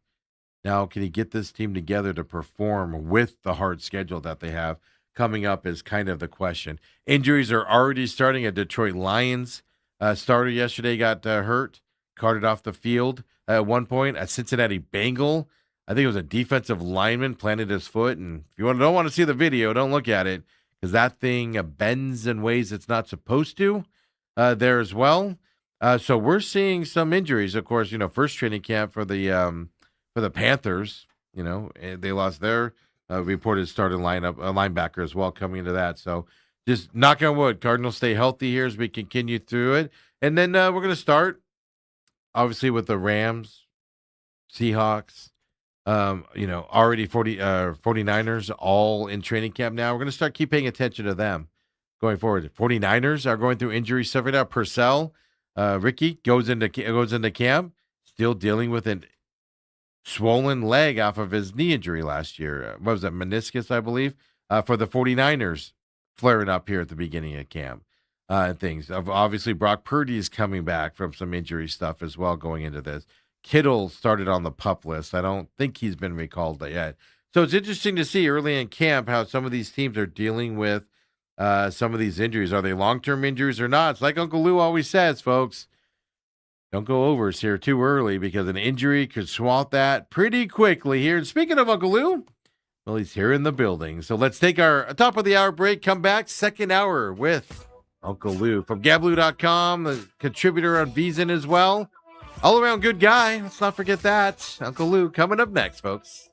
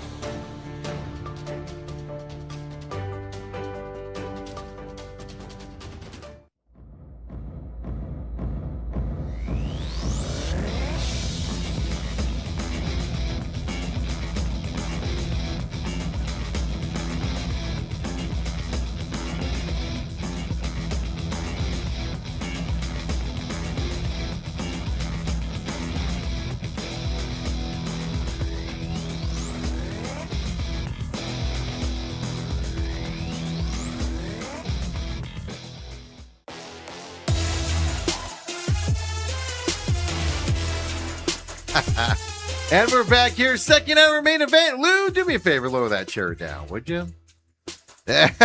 your head's sticking out. Your head's cut off there. Uncle Lou comes into the show every Thursday. Of course, top of the hour at 9 o'clock. And NFL talk, now that the NFL season's coming up, start ramping that up with them. Hall of Fame game next week. And then, of course, a UFC talk with Uncle Lou out there as well. And just a fun time. Have loving you in. He was talking earlier, calls everybody Riley around here, even though Ethan now is insulted by it and everything. Steve's son is here helping us out and directing things, and I've been calling him Riley. Riley was the producer 2 producers ago. I was going to say, it's been a while. We had Kobe in between. I called Kobe Riley for 6 months. What are you going to do? Don't make, I won't speak for Kobe or anybody, but I'll tell you this, right? Ethan will do dumb things to you on here, not make you look good. I know. So. I don't need some funny mustache. Hey, as Ethan's dad, trust me, he does some vindictive things sometimes when he gets mad. But in all seriousness, Lou joins us. Find him Gamblu.com, of course. Hit him up, VSiN, contributor for VSiN shows. You'll see him on some podcasts. His number UFCs come out as well. On Twitter and on X and things to that effect. And Lou, we got another morning UFC fight this weekend. We'll get into that in a little bit. You're shaking your head no, like a disappointed look on your face. Gotta love it. Okay, I'm not going to lie to you. I like these morning ones. All about it. It's not as big of a card for a guy like me. It's not as big as a card. But there's just something about rolling out of bed in the morning, or even laying in bed in the morning and waking up and just flipping it on Paramount Plus and then done by noon, and you're back home. Now, an hour later, it's a 10 a.m. start this week than last week was, but I love it as well. But, Lou, tell everybody where you are, what you're doing, of course, overseas again. Let's introduce you to our crowd that tunes into us with the overseas events. Well, to anyone that tunes in, my name is Lou Finicaro. I'm a sports handicapper, been doing it for decades now. And I've been fortunate enough to be able to create a presence of myself in the gambling world, which is my webpage, gamblu.com. There you can find out everything about me. I do, it says daily blog. They're really only about once a week, I say to be weekly. quite honest. But as football comes up and we get into these next weeks and start talking more, I'm going to put short, powerful positions together because there's so much misinformation and misdirection about what the real gambler should do right now anyway. Getting back to Gamblu, that's my platform. You can find out about me by hitting the tabs on the top of the web page. All the bands are there. And the one most dear to us is the far right one that Ethan's hitting right now, the San Xavier Del Bac mission, just south of Tucson, Arizona. It's the oldest mission in the States, and it's a recipient of direct Gamblu contributions through the webpage. We're happy to do it. We're happy to advertise it. And Steve gives me 30 or 40 seconds each week to discuss the webpage, our affiliation and our allegiance and respect for the San Xavier mission. And then finally, my podcasts, which are 2 a week. One is on a Sunday that comes out. It's called the Sneak Teep Podcast. It's an opening line report that says, here's 5 or 6 fights from this card that opened here, and now the line's here. So we track early movement with those. And that's going to be much more important in the next few weeks as we move ahead, because everybody that's been betting the UFC the last 2 months, and that's a lot, are going to drop us like a hot potato and run to football as soon as the Hall of Fame game hits. So the market for the UFC will drop substantially. And so that's when you really want to look at some line changes. The second podcast is the About Business podcast. It's on Fridays. It's my final releases. You can get it by going to the webpage or wherever you get your podcasts. And thank you so much. Absolutely. And Ann chimes in on the YouTube chat. Don't forget, live on YouTube now as well. We're going to, we kind of kept it quiet. We were doing that. We're going to start promoting that for you, Lou, so everybody can watch us live here as well. But Ann chimes in on that chat and says, love the matching shirts. Yeah, we got together this weekend and decided, hey, which blue shirt are you wearing today? Yours is a Creighton shirt. Mine's a Creighton shirt. Yeah. Mine's just a regular. And so I'm blue and black, but I'm at the age where I don't wear labeled stuff anymore. I'm just happy to have the red background. Exactly, to counteract it from that side. But I didn't even notice that until she typed that in, of course, not. as well. Ben, I didn't either. Well, tell me about Saratoga, man. How's that going for you? Horse racing, you're big into that? I mean, I was all fired up yesterday, and it rained, and today it's going to rain. So I don't know if it's even going to run. So no run. No, they don't delay it. What happens if it gets called out? Do they move it to another day, or does it just not go? They shuffle like the UFC does. They react. I don't know how. I don't really have all those answers. I didn't even think about that. Yeah. You can't. I mean, we're in Phoenix. If you plan a picnic in Phoenix for November or February or March or June, it doesn't matter. When that day comes, you're having a picnic. Okay. When you live in the Midwest or the other parts of the country that have weather, you can plan a certain weekend. You're hoping a day before that the weather stays away. So I feel for Saratoga. That whole community thrives on this 6-week meet, and so you want them to have good weather, and I want them to have good weather. So, but last weekend I ended up pretty strong. So do they? No, it's grass at Saratoga. There's turf and dirt. Okay, so they can run if it's wet. They just don't want it to be puddled, I'm assuming. Am I wrong on that? They want it dry. If it's wet, they'll often, if it's too wet, they'll take them off turf. Yeah. Because they can't tear up the sod. Yeah, that's the thing. And they'll move them to dirt. Well, that makes you lose a lot of field because a lot of horses just run on grass, especially like European bred distance horses. They just run on grass, and they're not going to run on dirt. So your fields change. Okay. Things get awful odd. It's like two lefties in a fight. However, that can provide great opportunity sometimes. And so a muddy day or an off track, I mean, you always hear, it's a term that I endear to myself. Oh, he's a mudder. That means that horse likes to run in mud. You know, that's a guy that's excels in off situations. And the racetrack today could be an off situation. Unfortunately, by the time I get to it, it's probably going to be, I'll only have 2 or 3 races left today after. Yeah, well, I can tell you right now, the update is I just happen to have the website up here. Baby. Races 2, 5, 9 are off the turf. Race race 8 has been canceled today as well. So only 7 coming up. So yep, some.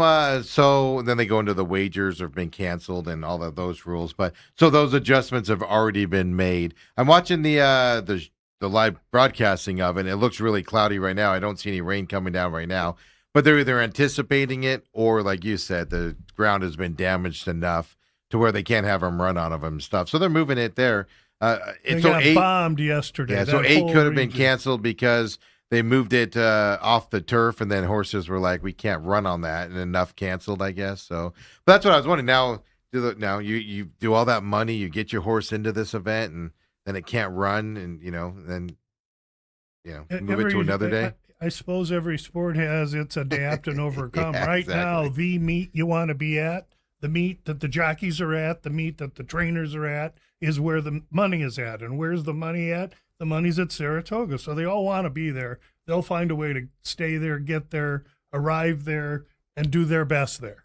Well, absolutely. So there's your And Saratoga update. That's why you like to bet it. Yeah, absolutely. Lou's, he doesn't publish anything. You don't put anything out on Twitter about Saratoga It's or so anything. difficult Yeah. because I'm waiting. First of all, I'm listening a lot to the guys. Here's my best tip. Yeah. I use TVG, and they bring you live odds transmission. That's what I need from them. But the Fox Day at the Races, even though it's a good 3 minutes behind the TVG feed, they have horse specialists there, a couple young ladies, Maggie Wolfendale, and the other one, her name is Clement. Very attractive, but more than attractive, these girls are sharp, know the business, can tell if a horse has a pimple on its rear end or something. I mean, they're very good. In the Fox transmission with the gambling experts, Jonathan Kitchen, Paula Duca, ex-baseball player, they really feed you great information. So that on one TV, TVG here, in a racing form here, help me try and ascertain how I want to attack this. I'm not a professional horse player. Overall, the first year at Saratoga 2 years ago, I had a really good meet. So I was all that, thought I really knew what I was doing. Last year, I got clobbered. And so now I'm coming in with a little more respect this year, and I'm just starting out. I thought I'd let the early weeks in July kind of go. And now we've got about a good 5-week meet here as we start August. So this week is really going to be my first week in, but we're being affected by weather. So. Yeah, I'm actually looking at the feed on the Saratoga site. They give you a preview, and then you can log in and do all that to get it. It's interesting because, I think it's race 4, like 4 horses have scratched on that one. They're putting it. It's like a snow day. Which schools are closed if you're from the snow area. Literally at the bottom it says race 4, and it has like 4 horses that are scratched. Right. One of them, like in race 5, a jockey change has happened. Because of the weather and the way they're racing race 5. So it's all right down the bottom. So it's changing as we are speaking out there, on all the changes that happened during. So race 4 is still going to go. It's just now they're without 4 horses. Yeah, none of which helps Saratoga, the transmission, the feed. Everybody, no one benefits by this weather. No one, I guess, except the agriculturalists in New York, and that's important. There's wine business up there, so I get they need rain, but it's just something we in Phoenix don't even think about. Yeah, you schedule it here. It's like here. race 9's off. They just announced this. Race 9's off the turf, but it's going to be the same distance as the turf, but run on the dirt at that point. Maybe, changes race 9. It says right there.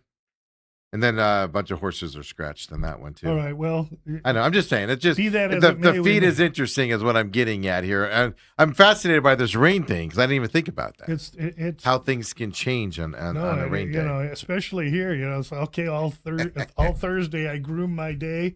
I'm going to get home at 1:45 and catch the last 3 races. You get there and it's like, it's not on TV. What happened? Well, there's only one answer. Yeah, the bad answer, right? That we have to deal with that. But then we got NFL going on here. Like I was talking about this beforehand, before you came on here. I know you were in here and overheard me talking about it. Like the 49ers, right? They show up to camp. Christian Kirk has a calf injury. Jordan James has broken ribs now in a few days of camp. Ricky Purcell's a knee injury where his knee's swelling up from his knee injury last year again. Obviously, Kyle Shanahan's not there. Brandon Ayuk, he's got his own set of problems that I don't think is as big of a distraction because they dealt with it last year. But this is what training camp can bring certain teams out there, Lou. So you liking that under on the Niners? Just kidding. I what I like is what I rely upon, and that is most journalists to be so starved to try and talk about something, okay? Because baseball is dry toast, bro. All right, we're in August in the dog days of baseball. It's before the play. We're way before playoffs, and when a team comes to Phoenix and they're from Montreal or Toronto or New York or Milwaukee, they come to Phoenix, they go to Scottsdale at night. There's no playoff game. Now, when the playoffs hit, different story. But the dog days of August, when there's nothing to do, and every VSiN, the network I contribute to, and they hate me talking like this. I'm Mr. Downer. The sports books, they hate me because I'm telling you, are you out of your mind? If you got to bet, you got to bet an under, but don't just start betting now because we're getting close. I try and bet. Everything on my webpage is designed so that my bets make money and we earn profit. I track all my results. And so it's about winning. It isn't about any kind of feeling I get because I place a bet. And so you have to try and resist what they want you to do because they're not selling tickets to baseball. They know it. And so they tell everybody to talk about football. And it's just Steve's a typical guy. He has to fill the airwaves. And so what's he going to talk about? And what's he fueling overreaction? Steve, please continue to be the you want me to do that, Lou. I'm happy about it. I'm not upset. I love it. I turn on Good Morning Football, and they're talking, and then I talk the ESPN show, and that gal they put on her makeup on with a paint roller, she's talking about stuff. So right now, everybody's talking and creating over opinion. Meanwhile, what I'm trying to do is do my study team by team, game by game, week by week, and look at it like a complete oddball. I'm trying to stay one step ahead of where everyone is, if that makes any sense. And so I have odd advice, odd approaches, but really good results. Yeah, I don't know what you're talking about when I feel overreaction, folks. Carolina Panthers, Arizona Cardinals, Hall of Fame game next week.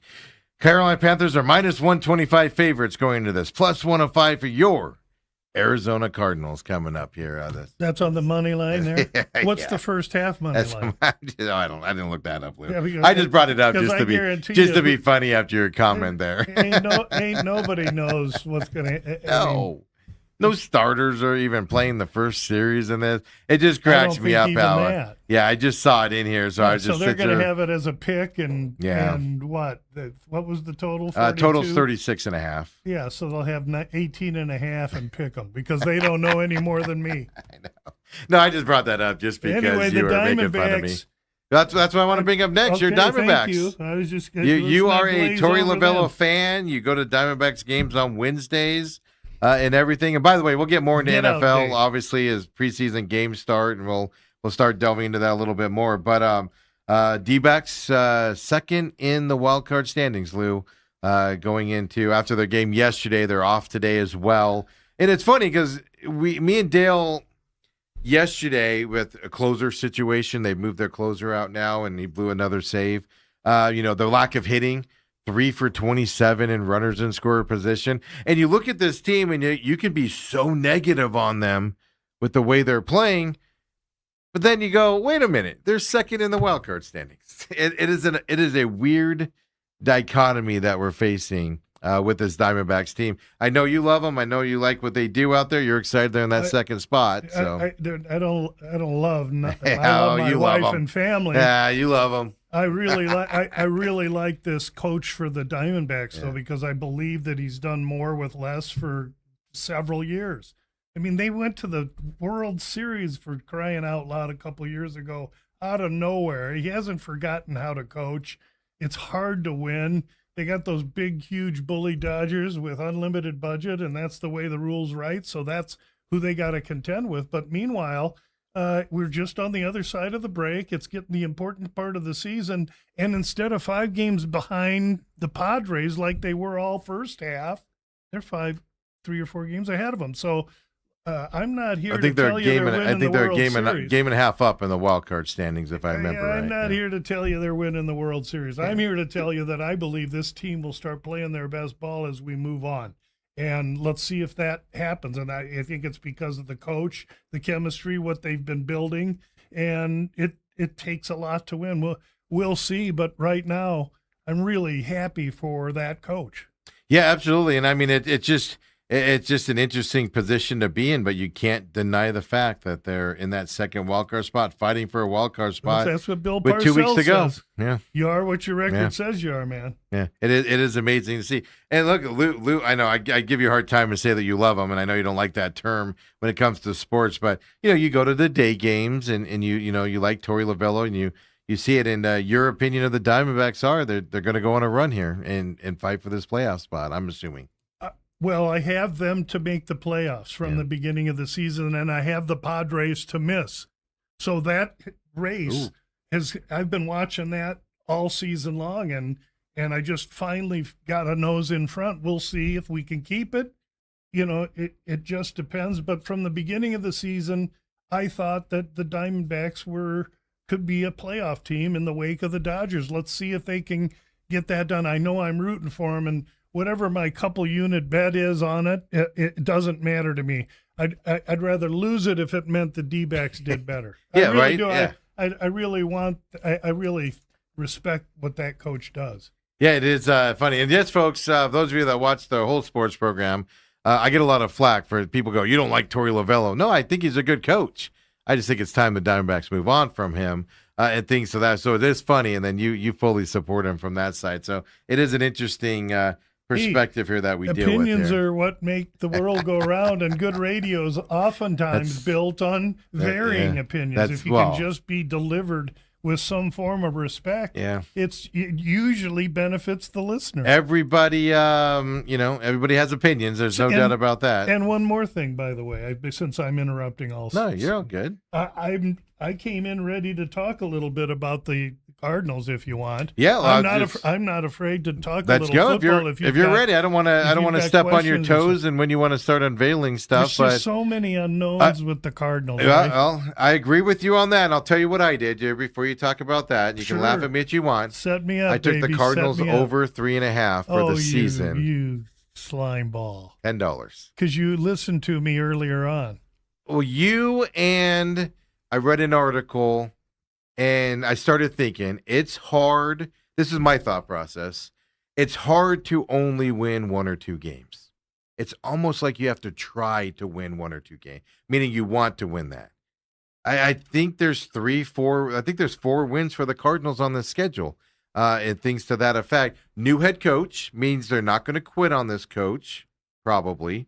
We're hoping throughout the season. This isn't like last year with Jonathan Gannon. Will they quit on him? Stuff like that. Young team, but a team that has a lot of talent on it. I think there's some wins maybe early in the season and that, surprised a couple of these playoff contending type teams. So that's why I did it. I did it about a week ago now, over 3.5 Arizona Cardinals for me.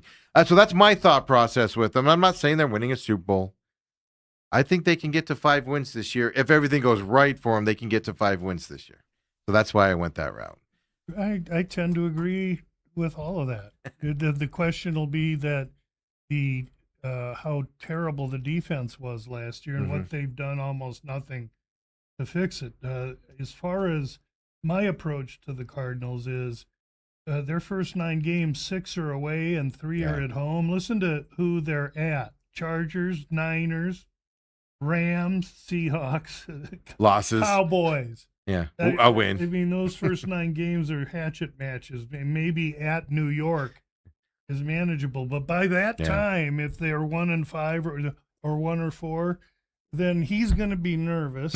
Number one, and I'm expecting 2, him to be there, Lou. The market's going to adjust. Yeah. Okay, so here's how I look at it. I'm not in a hurry. I'm very bullish on Arizona, and if they win 2 games of those first 9, then I'm going to be out of opportunity. But I'm going to plan on them having a tough time with that first 9 games of their schedule. And if they go into that 1-8, 2-7, their season total wins is still only going to be 3 or 4 games. And it's at that point in time where I might jump on board, because when I look at the second half, I'm not afraid of at Kansas City. Kansas City's the team I don't believe in this year. Versus Washington, versus Philly, late bye, not bad. Then Jets, New Orleans, Raiders. Bing, bing, bing. 1, 2, 3. That's late. That's week. That's what I'm banking on, Lou. 15, 16, and 17. So you're really backloaded in the schedule. So rather you can take them early.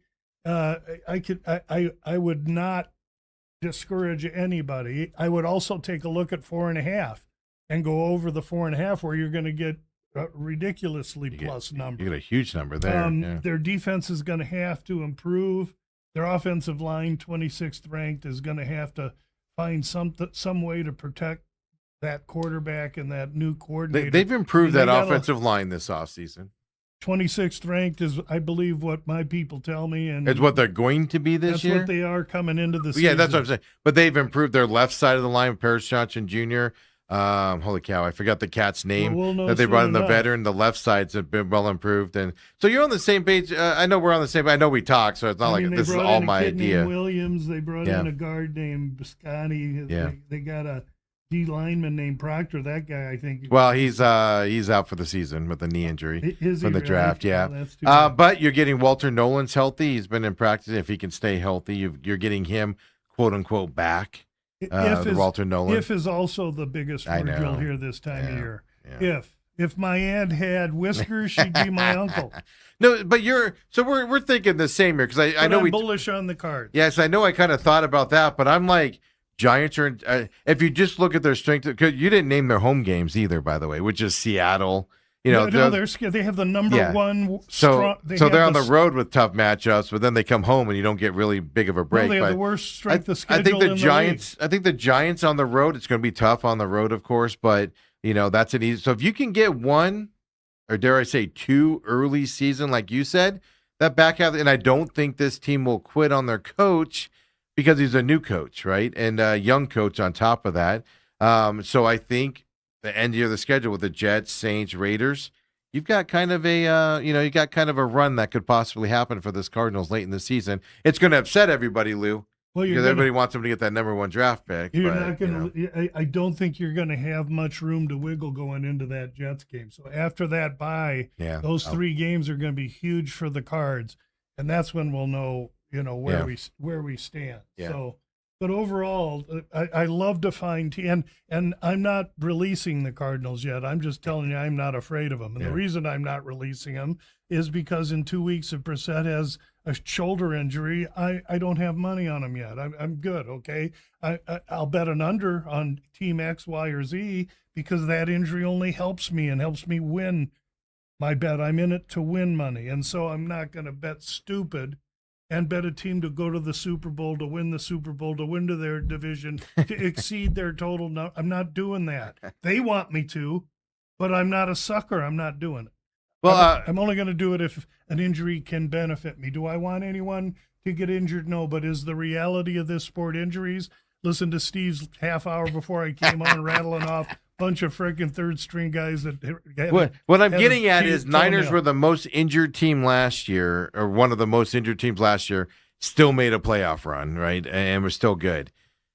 Are injuries going to go away for them coming up here as you look at their number on the line? That's what you have to decide. It wasn't just last year. It's been for like the last 3 years, and they're even to the point where they practice under power line. So they're thinking they got to move them. Yes. I mean, there's that much talk about it, to be honest. But normally, that's the perspective on the Niners that I'm just presenting to people is, how long do you continue with all these injuries happen? Now it's preseason and early in camp. Purcell's going to be fine, in the long run. But if you're looking at that and you're projecting into the season with injuries for them, you just go, maybe one of these years it's just got to fall apart for them. You would think, but it hasn't yet. That's for sure. They were decimated with injuries last year, and Shanahan kept it together. But this Shanahan thing can't be good. what's happened With the I accident? don't know how that helps that team, to be honest, and the way it's Well, been handled. And so yeah, I brought up that scenario today too. I mean, put it in this perspective, because somebody reported they asked for the body cams and the police report and the 911 call through the FOIA request, and they came back and said we're not releasing that stuff. So you're gonna have to do a lawsuit now. So I brought up this point earlier in the show. Just put yourself in the scenario of December, maybe January, playoffs are going on, and all of a sudden you win the lawsuit. Whoever the journalist is or the entity wins the lawsuit, and then they're releasing that stuff. And let's say it doesn't look good for Shanahan. Shanahan and the NFL have more money than anyone that's going to sue them, and that'll get pushed off back the season. because then all of a sudden you have this giant distraction going You're into the Aesop playoffs or creating something. fables with that. Don't run away with yourself. Good God, you're worse than my wife. If this happens, then this will happen. I'm like, yeah, but if monkeys jump out of my ear, here's what'll happen. I'm just saying, you can have an added distraction at some point later on this year. Let's talk about real teams. See, you got another team you want to Sayamalu, by the way, is the other left offensive lineman I was thinking about that they signed this weekend. The Arizona Cardinals' left side of the offensive line is pretty solidified. The right side's more kind of a question, with Adams getting in trouble with stuff out there. Well, I wanted to ask you, because you did talk about Ravens under, I believe it was 11.5 a few weeks ago. Things of that. Warren Sharp, I saw the other day, revised his easiest and hardest schedules out there. And Ravens are the 5th easiest schedule, according to him, on his revision here as well. Now, new coach, new coaching staff. Defense has fallen apart these last few years. You kind of have to rebuild that a little bit there. Change your opinion at all on the Ravens with the least number of the schedule? Of the information. No, I had that information in early June or in early July. That's how I build these things off Warren Sharp's work, and so I track that. And if you want to talk about Baltimore, just give me a minute. Pull it up. But no, that's just all it was. Just as an update, because when you see these revisions and changes, it's just fun for me to come back and just see if what Uncle Lou thinks. You lead me right in. 5th easiest strength of schedule, but they play against way tougher defenses this year. Yeah, Jesse Minter comes in. He was the defensive backs coach for Baltimore some years ago. He comes in his first year to be head coach, new offensive coordinator, new defensive coordinator. Minter's a defensive-minded guy. You got the whole regime of Harbaugh going out, and I saw an interview with the quarterback yesterday, Lamar Jackson. Yeah.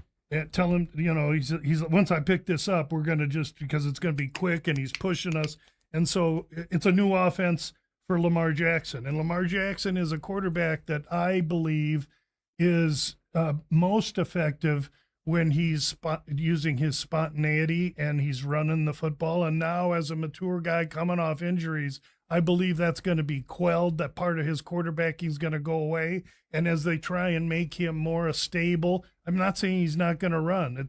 I'm sure he will. It'll be more guarded. They got to worry about injury, but that means he's going to have to do more deciphering of defenses quick. And I don't believe that's a skill that's one of his strengths. And so now we're going to put pressure on the quarterback position with a whole new offensive system. And the schedule is great. Offensive line ranked 24th. Okay. That's why he was beat up last year. Their offensive line couldn't stop anybody. Net rest, -3 days through the schedule they have of net rest over or against opponents. That's the 8th worst in the NFL. So offensive line ranked 24th. Wide receiver group ranked 25th. Head coach now coming in, at least to Warren, ranked 27th. Yeah. So I think this is going to be a very difficult schedule and a very difficult assimilation for what's left of this Raven team, especially a defense that's somewhat questionable and has lost some people. They brought in Calais Campbell. Great move, because he's going to add spirit and tradition to him. He does wherever he goes. But that I think that's not going to be enough. And I think that NFC North is all going to look like mashed potatoes together. Yeah, maybe Cleveland a little lower.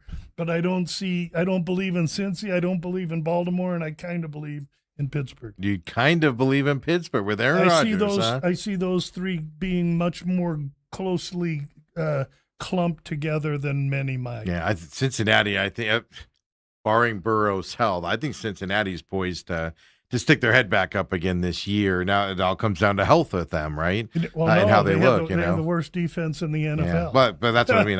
Burrow's what health. they do, nothing. But that's what I mean. Burrow's health has to do there, where they're going to score a lot of points to outdo it to kind of have you out there. That ain't how a championship team is built to me, but we'll that's see. also not how you play in that division with the Ravens and the Steelers.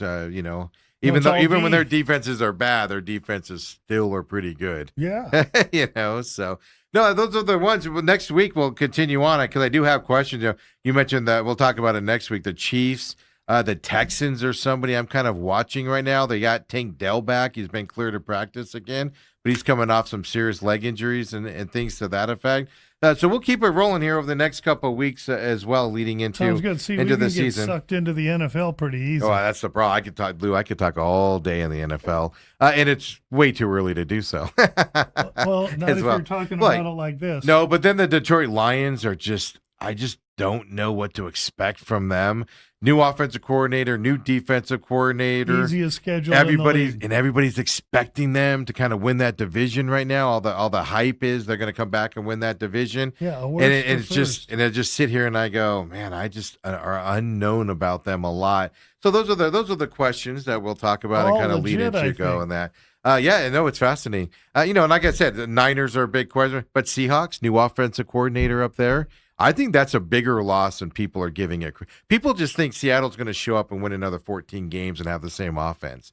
Folks, they lost Kubiak, best offensive coordinator in the game these last couple of years. And people are telling me that they're going to go out there and do exactly what they did last year. I don't see it coming. And I don't know why I'm so alone on that. Don't get me wrong; they're still going to be good. See a lot of they're going to still be good. Seattle. Yeah, I don't. They're still going to be good, but they're not going to be rolling like they were last year and things to that. To me, the Rams are the best team in this division. So we'll have to wait and see on that. But the Tampa Bay Buccaneers quarterback questions now with Baker.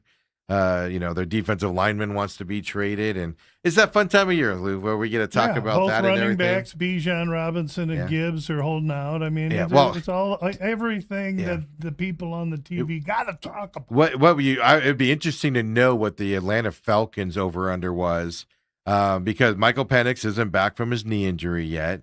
They got Tua in there. He's too injured to practice right now.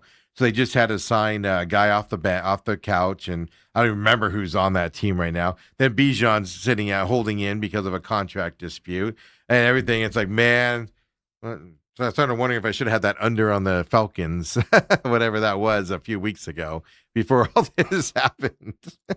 Well, but those are the questions we'll talk about. If anything, it should reinforce what I'm saying about trying to just take negative positions. I'm not a negative guy. Even though overall I bet no's and unders. And it's not because I'm negative. It's because the average Joe bets the chalk and over. Yeah. And if they're going to tax the over, I'm going to take the advantage and go the other way overall as a philosophy, not every game. It's like schedule. Everybody thinks everybody's better than what they are. It's like schedule release day. Well, I joke around that they're all headed for the playoffs. Yeah, that schedule comes out and everybody goes, my team's going to go 15-2. And it's like, so it cracks me up. Everybody may not say that, but almost every other. Everybody's optimistic about their things, right? And speaking of optimism, another UFC fight overseas. Let's take our break here real quick. Come back. Couple of questions on last week's fight. Mike Davis, we're going to talk about, Lou. Prepare yourself for this talk. Because you think you're going to beat me up worse than I beat myself up? Well, that's what I want to bring up. You were beating yourself up pretty difficult on that fight. We'll talk about him. Damn. And then, of course, a couple other ones on there as well. And then go ahead to this weekend. Coming up as well, this weekend in Serbia fights, 10 a.m. main card on Saturday morning. Come on back, folks. Main event with Uncle Lou.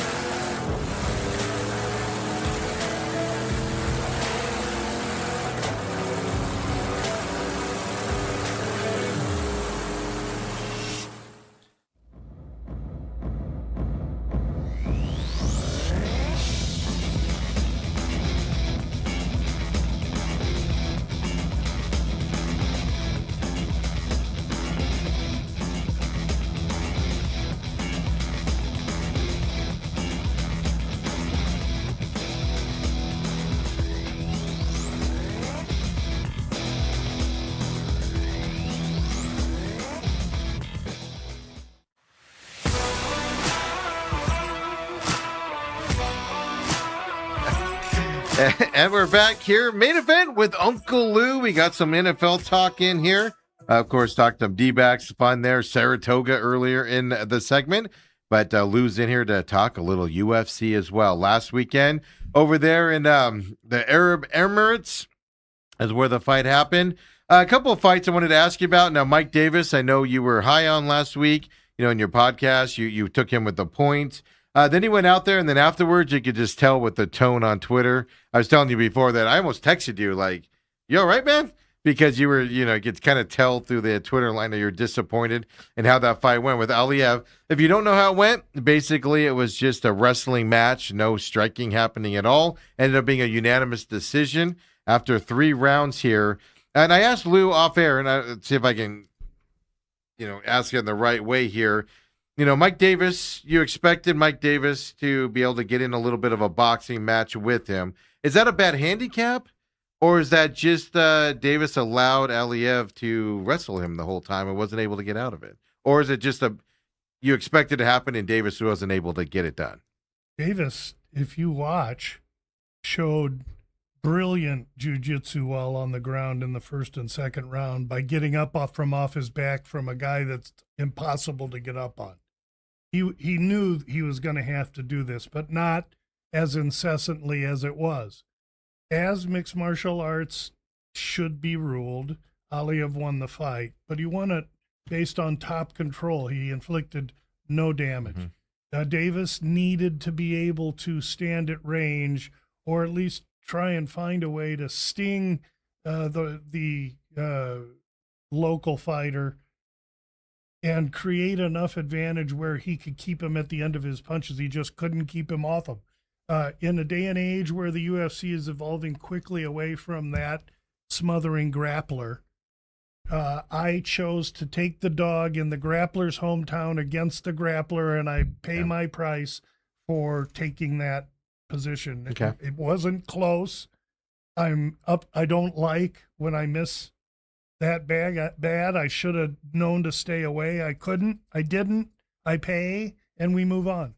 Next up, Dustin Jacoby ends up losing his light heavyweight bout there against Saidov. Sorry, I just all of a sudden forgot how to say his name there. Second round KO in this fight here for Dustin Jacoby. Loss here. He was the favorite going into this fight, Jacoby was. What happened in this fight, and does it change your opinion about Jacoby?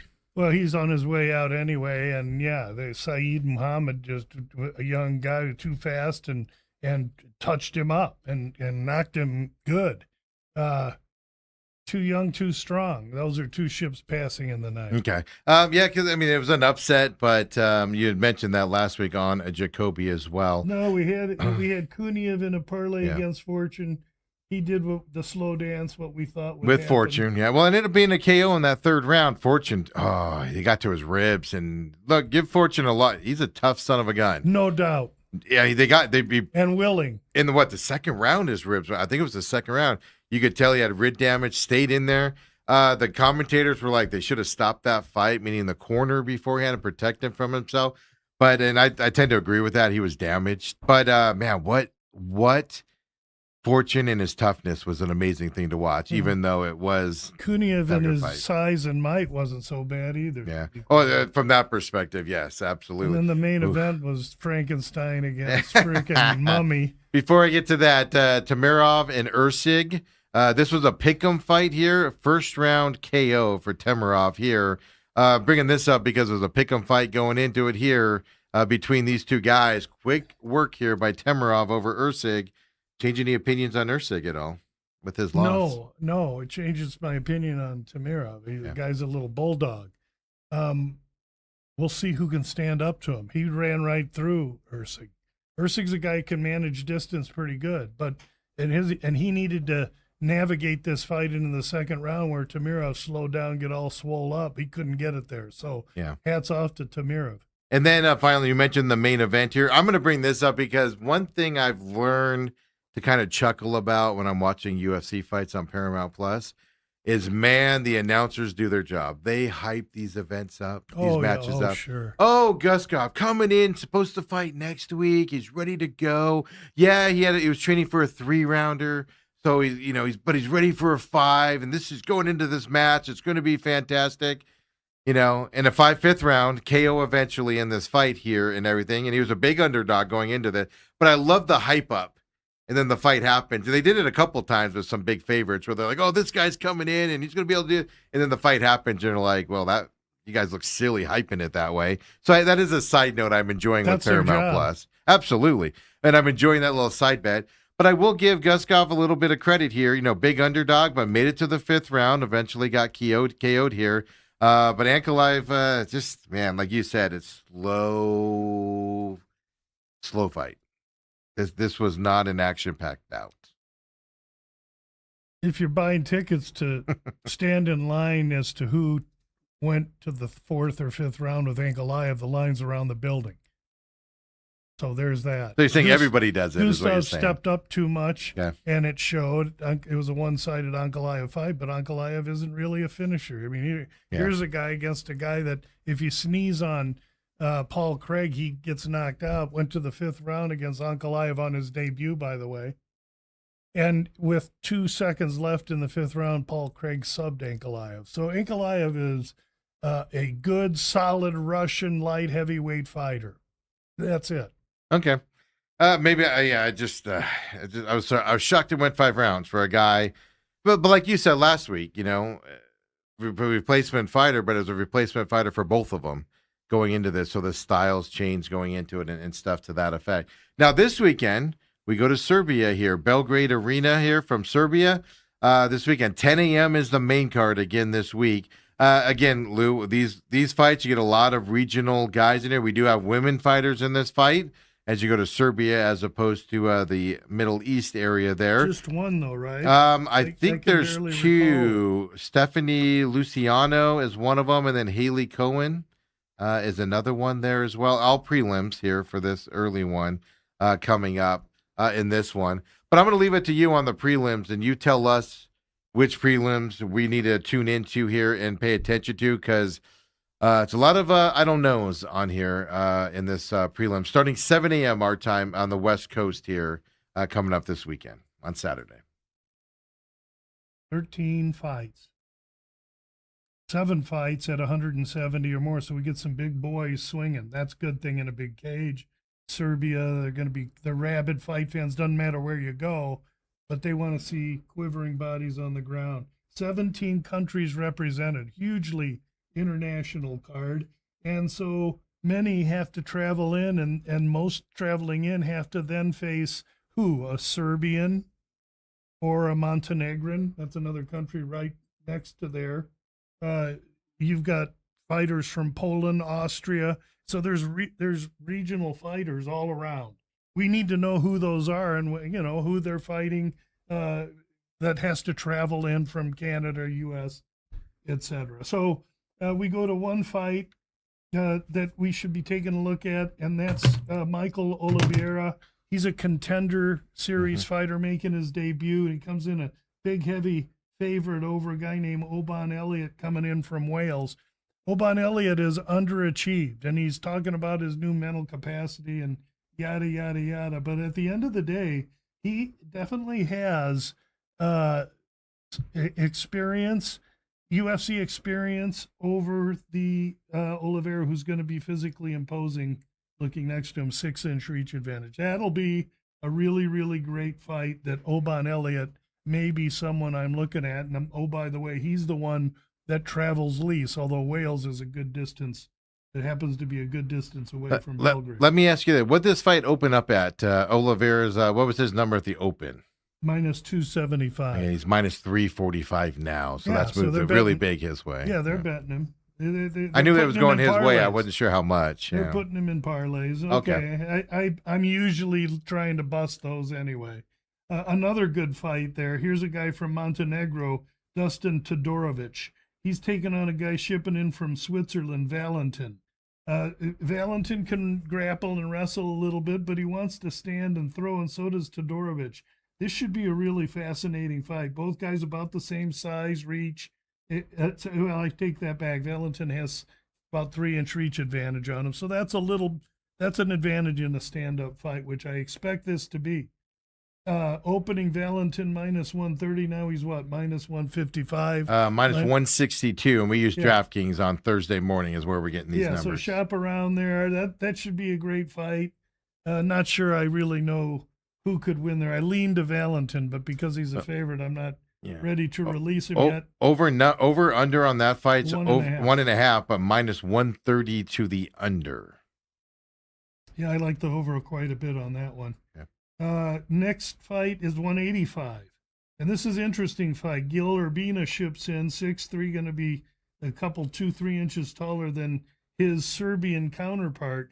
Urbina's lost his last 2, and 3 of his last 4 he's lost by knockout in the first round. The guy's very chinny. However, he's aggressive and comes right at you, and he's trying to knock you out.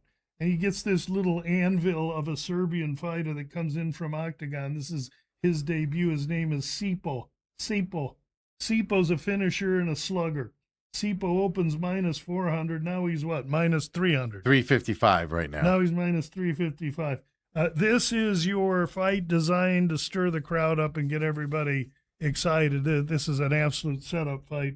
And we've already used Sipo in our Gamblu.com page. If you want to get that release, you can check it out there. Yep, on the blog. And that's really what I got. Then there's a Romanian, a guy named Bogdan Grad, and he looks like Nosferatu, a skinny, bald-headed ghoul. And he fights this guy named Dennis Bazooka from Really the quick, U.S. folks, he does. I wouldn't have gotten that, but now that Lou mentions it, That's exactly what he looks like. nailed If it. you see the fight, you'll say you're looking at the picture of Nosferatu there. And be that as it may, he's a decent fighter. He's got some power. He's fighting a guy in Dennis Bazooka. Doesn't do well to power. He's lost his last 3. Bazooka's shipped in to be a subject, but he don't like that idea too well. The money's actually come in on Bazooka a little bit. Grad open minus 250. What's he now, Steve? He is minus 198. Yeah, so there's been a little money come in on Bazooka here. That should be another good fight. The early part of this card, there'll be some compelling fights on. Okay. I'm just not sure how active I'm going to be there. I tend to do better when I focus on fewer fights and main card, where I really think that I have advantage in my matchups. And that's a featherweight bout, the Grad Bazooka one. That over under 2.5 minus 145 to the over for that featherweight bout there, just so people have those numbers as of right now as well. Then getting into that main card, right? I mean, my UFC page has this really out of order here. And mine are too, so we may not get these in order. Exactly, but we'll say Alexander Rakic here against Tybura here in this battle heavyweight bout. We have a 3. Let me get the update here. I want to say it's a 350 favorite for Rakic right now going into this fight. Serbia, Poland battling it out. Actually, Rakic is a Serbian, but he lives in Austria. But Okay, they have a list of excuse me. Serbia. He's an Austrian living in Serbia right now. Anyway, he switched camps and now lives in Serbia, be that as it may. 2 inches taller, 34 years old, 6 years younger. However, Rakic is moving from light heavyweight to heavyweight. So his last weigh-in was 205 or 206. And he's fighting a guy in Tybura, who's 40 years old, 6 years the older man. He'll be taller than Tybura, and he'll look the more fit guy. Tybura's kind of pudgy. But Tybura has 8 subs. Rakic, not having to lose the weight, yada, yada, yada, enters having lost his last 3, Mirzakurnov, Ankalaev, and Yuri Prochaska. 3 top guys in that division. So it's going to be interesting to see how he reacts to the heavier weight, and if Tybura can take him late, this should be a fascinating fight. But I want to lean to Rakic, but I ain't paying that price. Maybe Rakic inside the distance. We'll have to 345 is his price, minus 345 right now. Over under 1.5, minus 220 to the over as well. Coming up in this fight as well. What is he via finish? Let me look it up for you here. Perfect. Stall for me for a second while I pull that up. That'll keep him busy for 15 minutes while we talk further about this fight. So Rakic, what does he weigh in? Does he weigh 255? Because to me, that'll be too much too soon. Does he weigh 238? And then he's going to be giving away massive size and girth to a grappler in Tybura. And so there's a lot of questions in this fight. But if Rakic has it his way, he's keeping Tybura at the end and going to try and kick him or knock him out. Yeah, Rakic to win by finish. KO is plus 120, submissions plus 1,400, decision plus 180 from that side. Okay. Yeah. Well, so that's an interesting fight. And here's another fight: Prepolek and Rebecki. Rebecki, 2 inches taller. He's square. Okay, he's a short, little sawed-off, bald Polish howitzer. This is a 155-pound lightweight fight. Rebecki gets marked up. You sneeze on him, you'll cause a 5-inch cut. I mean, the guy just wears it poorly, but he's a short Joe Frazier bobbing and weaving to get inside and land these huge body hooks, chin crosses, kicks, knees. From in close, this guy's really dangerous, but he takes a lot of whooping. And he's in a fight against a guy in Prepolek that's going to be 3 inches taller, comes in off defeats to Drew Dober and Benoit Saint Denis. And both these guys are lefties. That's going to throw an oddity into this fight where Prepolek is not totally out of this thing. And if you look at the price, they got Rebecki at minus what, 500? Minus 700 right now. I mean, they're just betting Rebecki like they know the final score. Prepolek is not as bad as that line indicates. He's plus 500 right now. That's all I'll say. He's better than a 5-1. Over under 1.5 on this, minus 166 to the over in this fight as well. But yeah, that's a big line change there. If you like Prepolek, you got to lean over. You got to hope it goes over because that's how he's got to beat Rebecki, is take him deep and let him look all swole up and slice him up. And then I got to flip through this because this page is all messed up here this weekend as we deal with that.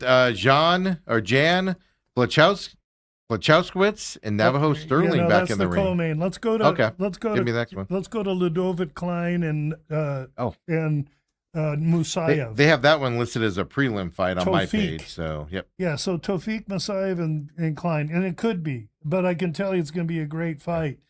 Klein from Slovakia comes in after beating Rebecki, the guy we just talked about, the sawed-off Polish shotgun. So Klein's pretty capable fighter, primarily a stand-up guy, lefty. So he's odd. He opened minus 130. Now he's minus what, 250? 265. Yeah, so they're steaming Klein, and I think that they're making a mistake. So here's another mistake that I think they're making that it could be me. Now, Musayev's an Azerbaijan fighter, so he should have been on the card last week. Isn't. 36 years old. He's 5 years older than Klein, but he's 3 inches taller. And he's a vice grip wrestler with some good hands. He beat, in his last fight, a guy named Bahamondes, who Klein has also beaten. So they come in, should be an interesting fight, but the steam to the local Klein might be a little unwarranted. Musayev might be someone I'll be looking at. Over under 2.5, minus 175 to the over for this lightweight bout here between these two guys. So small guys in that big cage. Yeah, 55-pounders, but I could easily see this go to decision. That's why Musayev maybe plus the 3.5, depending on what kind of price that would be, could be of interest. Right now it's minus 110. What it's sitting at for right now as well. And what's the total? 2.5. 2.5. Over. Minus 175 to the over. Right. Okay. I like how that sets up. So there you go, folks. And then, is there any other ones, Lou, before we get to that co-main event? Now we go to Jan Blachowicz and Navajo Sterling. I'll just save you the embarrassment. Well, you got to know his last name, though. He's been fighting for years. He's a 43-year-old fighter, and we've covered him many times. Yes. I'm distracted, Lou. Well, I was trying to figure out where everybody's at. You haven't missed one that bad in a year. I got, if you guys, behind the scenes here, the UFC page that I rely on is all out of order. And then I'm trying to find it on the gambling apps while I'm trying to find out, and I got all distracted and messed up. That's my excuse. You're doing a lot of stuff. But Navajo Sterling's back in the ring here as well. He's the favorite going into this fight. Yeah, he takes it on short notice. And why? Because Guskov, who Blachowicz was supposed to fight, took the fight this last week to go jump up and fight Ankalaev, creating a hole. So this big, huge, tall Aussie walks in. He's 2 inches taller than Blachowicz. He's 15 years younger at 28 than Blachowicz. He's way greener, hasn't fought that kind of competition. This is a huge step up for him. But Blachowicz is 43 years old, and though he's been in with great ones, he 2 fights ago fought who is the current champion, Aussie Carlos Olberg, to a fight where he could have easily won the decision, but they gave it to the Aussie. Okay, fair fight, but razor close.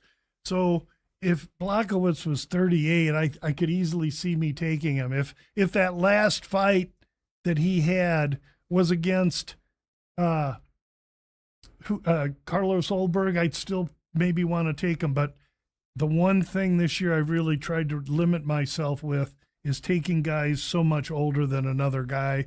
The younger guy, Sterling's going to be bigger, longer, faster, youthful. It scares me. Pass. And over-under on this one is over 2.5, minus 215 to the over for this light heavyweight co-main event here in the fight from Serbia this weekend. Yeah, I really like the over there. I think Blachowicz will have to get in close and take him down. And if he does, that's his path to victory. And so I do like over. And then we got the main event here coming up here. 10 a.m. is when the main card starts. This is scheduled for 12:15 for those of us out here on the West Coast. Medic and Daniel Rodriguez battling it out. United States, Serbia. And this is another one of those main event cards where it's a big favorite. Medic is a 395 favorite right now going into this welterweight final of bout.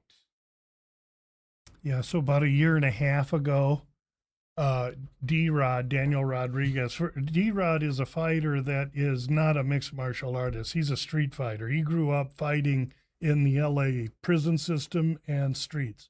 He's as authentic as the Diaz brothers are. He's got some grappling, but he's really going to go out there and try and light you up.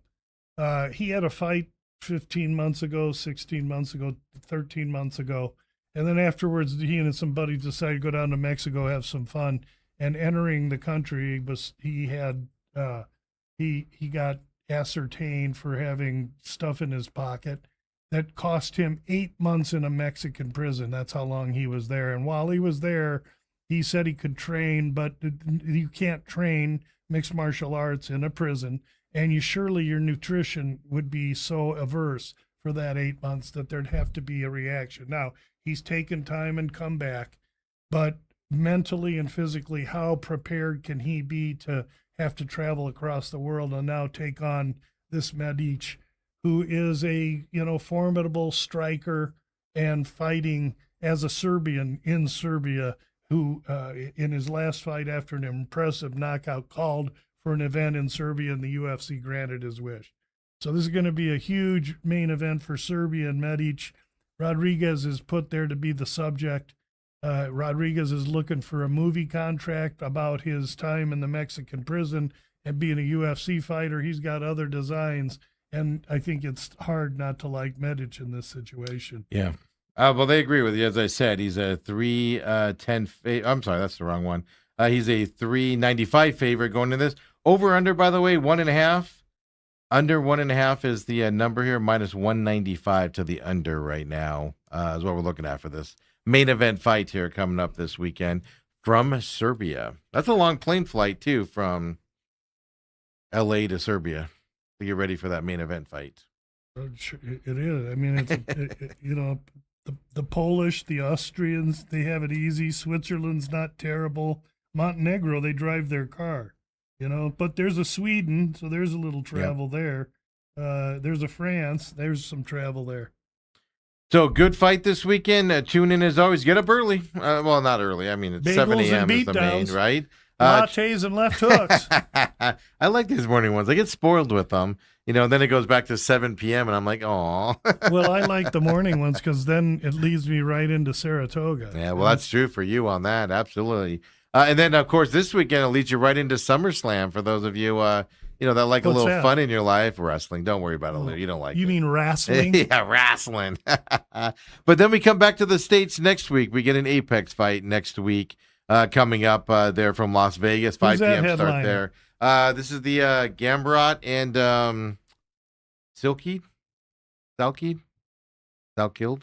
Oh, Gamrot and Salkeld. Yeah, Short let me look Polish it up. wrestler. Let me look it up. Make Against sure. a Yep. long Aussie striker, Yep. BJJ. Yeah, that's That'll the be a main. great fight. That's the main card there as well That'll be a for good that. fight. Australian and a Poland fighter, as you said, that main one there. Then after that, we go to Philadelphia, Sacramento. I mean, we rattle them off, man. and then go to I mean, China. I don't get a week off until I early know. September. Yeah, it's I a think. long time here. And football season will start, and then you'll get a couple. Whatever it is, coming up. But there's a Noche UFC Saturday, September 12th. I wanted to notate this. 2 p.m. main card for that. Desert Diamond Arena over in Glendale coming up. So I just wanted to let everybody know I saw. That wasn't on the schedule before, so I don't know when that was announced, but I did see that doing my research looking forward here. So UFC fans, September 12th over there at Desert Diamond Arena in Glendale. UFC is coming out here. I wonder if we get Sugar on that card. You think? Well, being Noche tells me it's all He's Hispanic. Hispanic, yeah. Well, from that's that side. but Doesn't mean anything. Well, I can tell you this right now: the main that they have listed is Waldo Cortez Acosta and Curtis Blades. Oh wow, As a heavyweight bout. That's be nice. That's the main card We'll listed get some right MMA now. lab guys there. Maybe Jose Delgado. I don't. Yeah, they don't have a lot of cards listed. They have that one and a couple ladies fights listed. Yeah, they'll all right be now. defined as we get Exactly, closer. but just wanted to put that on everybody's radar here in the Valley Nice. coming up. For that. So there goes the Hispanic card, and right off the bat, it's those two heavyweight guys battling it out at the top. Well, Cortez Acosta is a Dominican. He is a so Dominican, there's some yeah. Latino there. But yeah, folks, Come on, appreciate Steve. it. I know, appreciate it, Lou, as always here on a Thanks. Thursday. Hey, the UFC screwed me up today, man. I'm gonna blame them. Get your website fixed. It's hard going back and forth today for me, folks. Hopefully you were entertained at least. Lou will be back next week as well. For everybody else, have a great night. Don't forget, we'll be live tomorrow on Friday. We're back to our 5-day-a-week schedule. Come back and join us, would you? See you then.